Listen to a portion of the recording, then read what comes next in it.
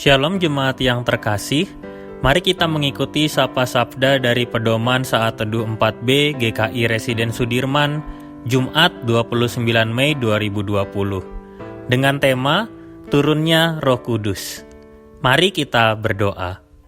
Tuhan yang penuh kasih, hari ini kami akan memahami bagaimana Roh Kudus bekerja dalam kehidupan kami. Pimpin dan sertai kami, di dalam nama Tuhan Yesus kami berdoa. Amin. Bacaan diambil dari Kisah Para Rasul 2 ayat 1 sampai 21. Ketika tiba hari Pentakosta, semua orang percaya berkumpul di satu tempat. Tiba-tiba turunlah dari langit suatu bunyi seperti tiupan angin keras yang memenuhi seluruh rumah di mana mereka duduk. Dan tampaklah kepada mereka lidah-lidah seperti nyala api yang bertebaran dan hinggap pada mereka masing-masing. Maka penuhlah mereka dengan Roh Kudus, lalu mereka mulai berkata-kata dalam bahasa-bahasa lain, seperti yang diberikan oleh Roh itu kepada mereka untuk mengatakannya. Waktu itu di Yerusalem, diam orang-orang Yahudi yang saleh dari segala bangsa di bawah kolong langit. Ketika turun bunyi itu, berkerumunlah orang banyak, mereka bingung karena mereka masing-masing mendengar rasul-rasul itu berkata-kata dalam bahasa mereka sendiri. Mereka semua tercengang-cengang dan heran lalu berkata, "Bukankah mereka semua yang berkata-kata itu orang Galilea? Bagaimana mungkin kita masing-masing mendengar mereka berkata-kata dalam bahasa kita sendiri, yaitu bahasa yang kita pakai di negeri asal kita? Kita orang Partia, Media, Elam, penduduk Mesopotamia, Yudea dan Kapadokia, Pontius dan Asia, Frigia dan Pamfilia, Mesir dan daerah-daerah Libya yang berdekatan dengan Kirene, pendatang-pendatang dari Roma, baik orang Yahudi maupun penganut agama Yahudi, orang Kreta dan orang Arab, kita mendengar mereka berkata-kata dalam bahasa kita sendiri tentang perbuatan-perbuatan besar yang dilakukan Allah." Mereka semuanya tercengang-cengang dan sangat termangu-mangu sambil berkata seorang kepada yang lain, "Apakah artinya ini?" Tetapi orang lain menyindir, mereka sedang mabuk oleh anggur manis. Maka bangkitlah Petrus berdiri dengan ke-11 rasul itu, dan dengan suara nyaring ia berkata kepada mereka, "Hai kamu orang Yahudi dan kamu semua yang tinggal di Yerusalem, ketahuilah dan camkanlah perkataanku ini. Orang-orang ini tidak mabuk seperti yang kamu sangka, karena hari baru pukul 9. Tetapi itulah yang difirmankan Allah dengan perantaraan Nabi Yoel. Akan terjadi pada hari-hari terakhir, demikianlah firman Allah, bahwa aku akan mencurahkan rohku ke atas semua manusia. Maka anak-anakmu laki-laki dan perempuan akan bernubuat, dan teruna-terunamu akan mendapat penglihatan-penglihatan, dan orang-orangmu yang tua akan mendapat mimpi. Juga ke atas hamba-hambaku laki-laki dan perempuan akan kucurahkan rohku pada hari-hari itu, dan mereka akan bernubuat.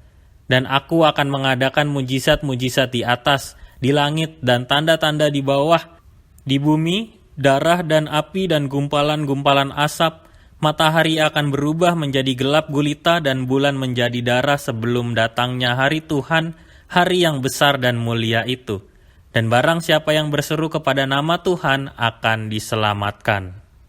Demikianlah firman Tuhan, berbahagialah kita yang mendengar dan melakukannya. Haleluya. Jemaat yang terkasih, semua orang akan senang jika diberi sebuah barang yang mahal tanpa harus membayar sepeser pun. Apalagi jika barang itu adalah barang yang sungguh-sungguh dibutuhkan. Dalam kehidupan kita, Allah memberikan sesuatu yang kita butuhkan dengan cuma-cuma, yaitu Ia memberikan kepada kita kehadiran Roh Kudus. Hari ini, kita akan belajar bersama bagaimana Roh Kudus hadir di dalam kehidupan kita. Berkenaan dengan hal tersebut, mari kita sekaligus mempersiapkan diri kita untuk masuk dalam hari Pentakosta yang akan menjadi akhir dari rangkaian masa raya Paskah. Berkaca pada tradisi Yahudi yang sudah berjalan, maka Pentakosta adalah sebuah perayaan rutin sejak peristiwa turunnya Roh Kudus belum terjadi. Dalam bacaan pada hari ini, para murid berkumpul di hari Pentakosta yang memiliki arti hari ke-50 untuk merayakan panen dan kemakmuran. Semua orang sedang sibuk mengurus perayaan tersebut, akan tetapi para murid tetap berkumpul di dalam rumah.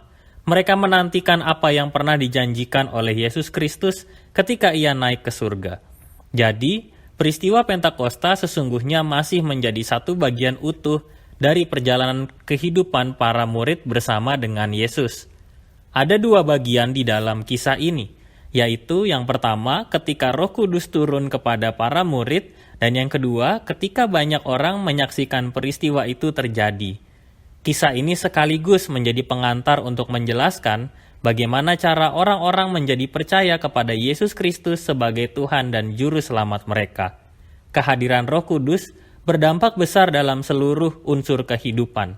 Hari Pentakosta sekaligus menjadi hari di mana banyak perubahan terjadi, khususnya berkaitan dengan karya penyelamatan Allah untuk manusia. Tanda-tanda kehadiran Roh Kudus dalam tiupan angin keras dan nyala api menjadi tanda dan janji keselamatan Allah. Tanda itu pernah muncul juga, misalnya ketika Allah memberikan hukum Taurat kepada Musa di tengah-tengah asap dan api. Juga ketika Allah berbicara pada Ayub dari balik badai. Intinya, angin dan api menjadi simbol karya Allah bagi umatnya. Kemampuan para murid untuk berbicara dengan bahasa-bahasa asing menandakan bahwa berita keselamatan itu disampaikan kepada orang-orang dari berbagai bangsa. Ketika orang-orang mendengar apa yang mereka katakan, mereka mengerti dan menyatakan bahwa itu adalah bahasa dari daerah mereka masing-masing. Para murid menyampaikan berita keselamatan itu kepada semua orang yang menyaksikannya. Karya Roh Kudus tidak berhenti di situ saja.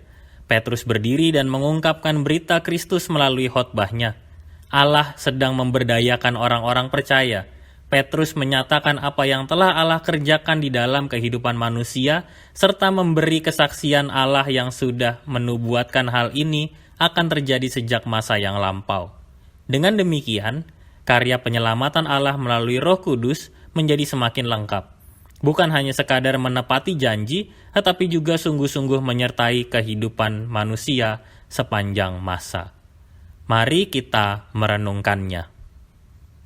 Pejamkanlah mata saudara dan ingatlah bagaimana Allah berkarya untuk kehidupan saudara. Ia hadir dalam segala aspek hidup kita dan mengisi ruang-ruang kosong di dalam hati kita.